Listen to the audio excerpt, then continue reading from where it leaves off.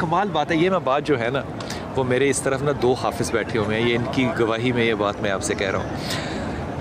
अल्लाह ला शरीक है, अल्लाह के साथ किसी को शरीक करना जो है ये शिरक है।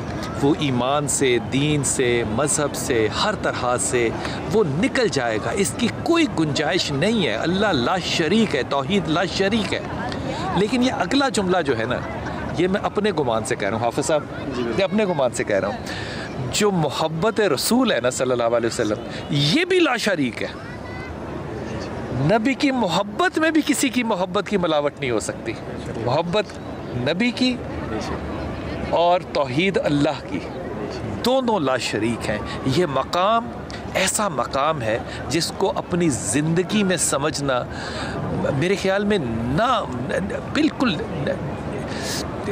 समझ में नहीं आता कि क्या लफ्ज़ इस्तेमाल किया जाए, कि बयान किया जाए कि या रसूल अल्लाह ये मकाम है। मैं अपनी माँ से मोहब्बत करना चाहता हूँ, मुझे पता है कि मेरी माँ है, माँ का ये दर्जा है। वो दर्जा किसने बताया? नबी ने बताया। अब वालिद की मोहब्बत है, दर्जा किसने बताया? नबी ने बताया।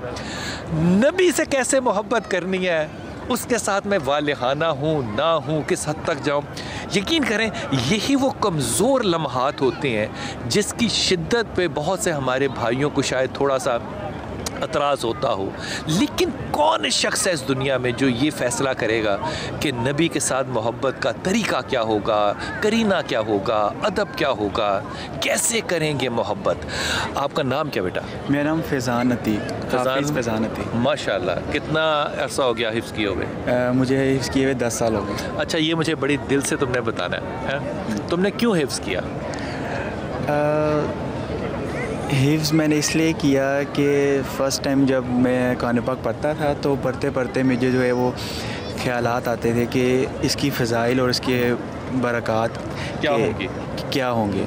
तो फिर जो हमारे टीचर्स थे वो हमें बताते थे कि अगर आप हिफ्ज़ करते हो या अल्लाह ताला यहाँ कुरान पाक को आप याद करते हो तो क़यामत के दिन आपके माँ बाप को ताज बनाया जाएगा सूरज और चाँद की रोशनी से भी ज़्यादा, और आप ऐसे 10 लोगों को साथ लेके जा सकते हो जन्नत में जो जिन पे दोज़ख वाजिब कर दी गई होगी। दोज़ख वाजिब, मुझे नहीं पता इसकी रवायत की दलील क्या है, लेकिन अगर दोज़ख वाजिब कर दी गई हो और हाफिज़ जो है वो 10 लोगों को साथ है, हाफिज़ मुझे याद रखना। जी मुझे याद रखना, वो उनको वो जन्नत में लेकर जा सकता है। तो ज़रा गौर फरमाइए, जिसने कुरान दिया बेशक वो किन की शफात करेगा।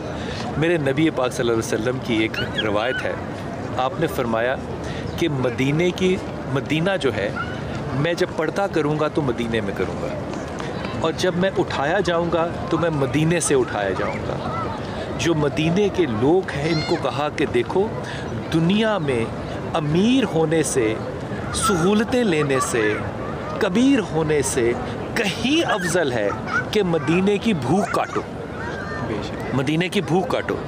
ये जो मदीने, नबी का होना मदीने के अंदर इतना बाबरकत नबी ने कैसे बना दिया। कहा कि जब मरने की दुआ नहीं करनी चाहिए, मरने की दुआ नहीं करनी चाहिए, अल्लाह का काम है कि वो किसको कितनी ज़िंदगी देता है, मरने की दुआ नहीं करनी चाहिए। लेकिन मदीने में मरने की आरज़ू, मेरे नबी ने कहा आरज़ू करो कि तुम मदीने के अंदर दफन हो, क्योंकि मेरे साथ उठाए जाओगे। इतनी फजीलत मदीने की सल्लल्लाहु अलैहि वसल्लम की। जो हिफ्ज़ आपने किया ना कुरान, एक एक लफ्ज़ जो है ना हाफिज़ साहब, वो मेरे रसूल के लबों से निकला हुआ है।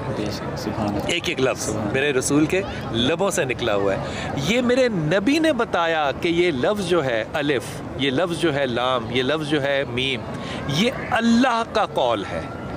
निकला, मैंने अल्लाह के कौल को अल्लाह के लबों से नहीं सुना, मैंने अल्लाह का कौल नबी से सुना है। वो जो शिद्दत मोहब्बत है उसका इजहार खुदा से कैसे करना है मुझे नहीं पता, लेकिन जो तरीक़ा बताया वो भी मोहब्बत रसूल है सल्लल्लाहु अलैहि वसल्लम। मैं उसको सुन्नत कहूँ, मैं उसको रवायत कहूँ, लेकिन जब मैं उसको अडॉप्ट करता हूँ किसी भी चीज़ को, कि मैंने हाथ यूँ धोने हैं, बैठना यूँ है, खाना यूँ है, ये सारी चीज़ें मुझे नबी सिखाने वाला। और नबी ने सिर्फ यहाँ तक यही नहीं सिखाया, इस दुनिया में आपको और मुझे तन्हा नहीं छोड़ा।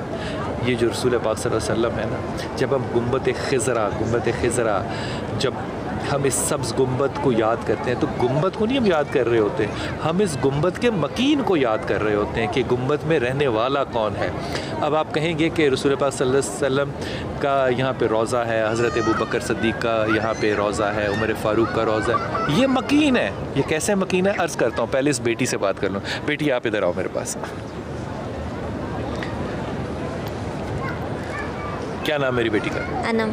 आप यहाँ पर लाई गई हो, बुलाई गई हो कि अब्बा अम्मा को खुश करने आ गई हो? मैं शौक से आई हूँ। शौक से आई हो? अच्छा, ये शौक क्यों होता है? 22 साल की उम्र में ये शौक क्यों होता है? कुछ अंदाज़ा है? जी। बस तुमने स्कार्फ भी ग्रीन लिया हुआ है, उसने शर्ट भी ग्रीन पहनी हुई है, क्या चीज़ है ये? इश्क़े रसूल है। इश्क़े रसूल है। इसको पता है क्या कहते हैं? इसको पता है क्या कहते हैं इस इश्क़ रसूल को? इसका कोई नाम नहीं है,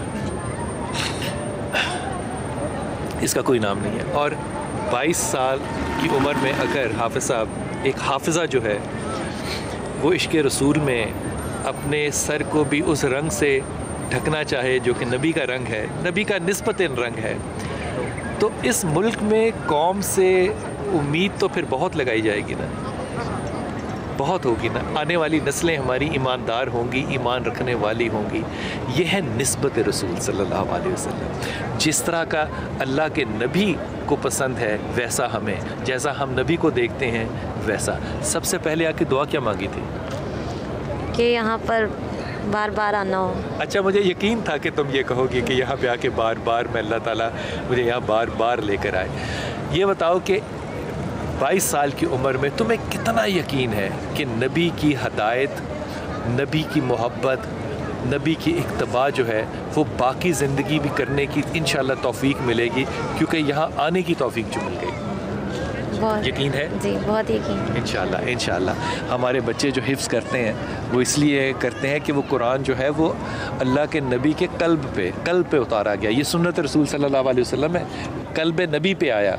तो ये जो हिफ्ज़ करना है, आप किनको जन्नतों में लेके जाएंगे, माँ बाप के साथ क्या होगा वो अल्लाह आलम, लेकिन ये बात पक्की है कि जो हिफ्ज़ करने वाला शख्स है वो सुन्नत रसूल को सल्लल्लाहु अलैहि वसल्लम को ज़िंदा रखे हुए है, वो सुन्नत को ज़िंदा रखे हुए है। इससे बड़ी बात और क्या हो सकती है कि रसूल पाक सल्लल्लाहु अलैहि वसल्लम की एक सुन्नत जो कौले खुदावंद है उसको ज़िंदा रखने के लिए हमारे बच्चे, नौजवान जो है वो हाफिज़ बनते हैं और फिर उसके बाद अपने सीनों को और अपने सरों को उस रंग से ढकते हैं जो मेरे नबी का रंग है। अल्लाह ताला ने कुरान हकीम में जो भी फरमाया वो हुक्म है, इस पे कोई दो राय नहीं है। लेकिन ये हुक्म देखिए ये अल्लाह ताला का कैसा है, और हमने अपनी सारी ज़िंदगियां जो हैं वो इस हुक्म को समझने में पता नहीं क्यों गुजार दें। अल्लाह फरमाते हैं मोहम्मद सल्लल्लाहु अलैहि वसल्लम, जब ये लोग, और ये जो लोग हैं, जब ये लोग, उन लोगों के बारे में भी और क़यामत तक आने वाले लोगों के लिए भी, जब ये लोग तुम्हारे पास आएँ और मेरे से, अल्लाह से आए, किसके पास? मेरे नबी पाक सल्लल्लाहु अलैहि वसल्लम के पास, और मांगें क्या? अल्लाह से मग़फ़िरत। मांगना अल्लाह से, गए नबी के पास। कमाल हुक्म मेरे रब ने दिया। जब ये तुम्हारे पास आए, जब ये आपके पास आए और आपसे कहें कि अल्लाह से हमारी मग़फ़िरत मांगें, और अगर ए मोहम्मद सल्लल्लाहु अलैहि वसल्लम, अगर आप भी, अब अगला जुमला गौर कीजिए, अगर आप भी इनकी सिफारिश करें, हाय हाय हाय हाय, मैं कुर्बान जाऊँ अल्लाह पाक के, वाह वाह वाह, और नबी आप भी अगर इनकी सिफारिश करें तो मैं इनकी मग़फ़िरत कबूल कर लूँगा, मैं इनकी दुआ को कबूल कर लूँगा।